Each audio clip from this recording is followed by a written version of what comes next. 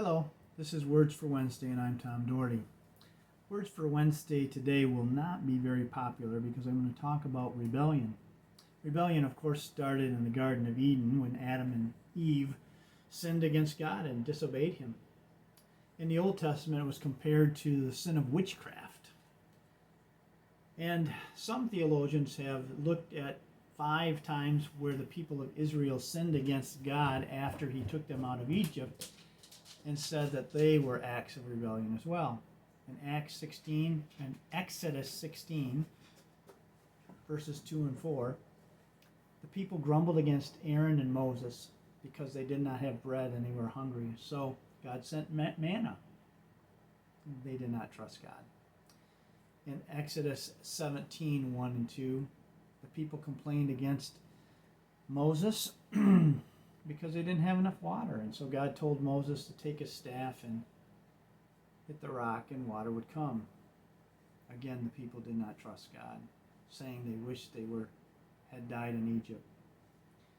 In Exodus 32, the people made a golden calf and worshipped that golden calf. They gave themselves to another god because they did not trust God. They didn't accept God's desires for their lives.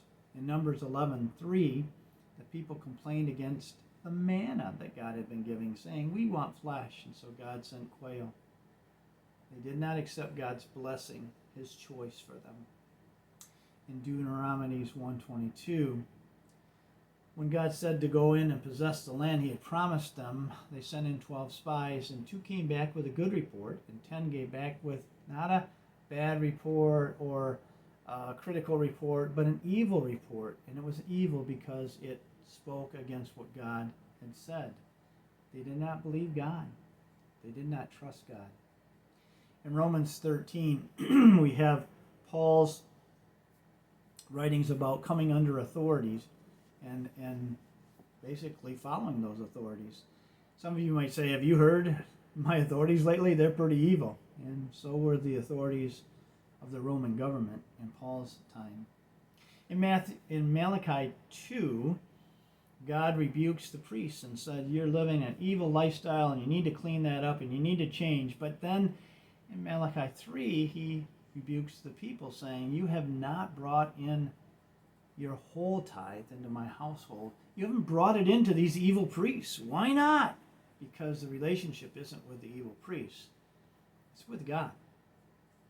Watchman Nee wrote a book on authority. He's a Christian from China, and he pointed to Romans 13 and said, yes, we're supposed to come under the authority of our authorities. And yet there are times that we need to resist those authorities when they're telling us to do evil things or stopping us from doing good things. And so he resisted them by continuing to preach the gospel when they told him not to do that. And he put him in prison for many, many years. And that was his thought, that even though we are supposed to come under authorities, when we do resist them at times, we have to be ready to receive their punishment. Have you watched people lately on TV when they're spewing out their hatred and rebellion? If you look closely, you can almost see the evil flowing out of them. Brothers and sisters, we don't want to stand against evil or even the perception of evil with hatred, but the pure, honest love of God.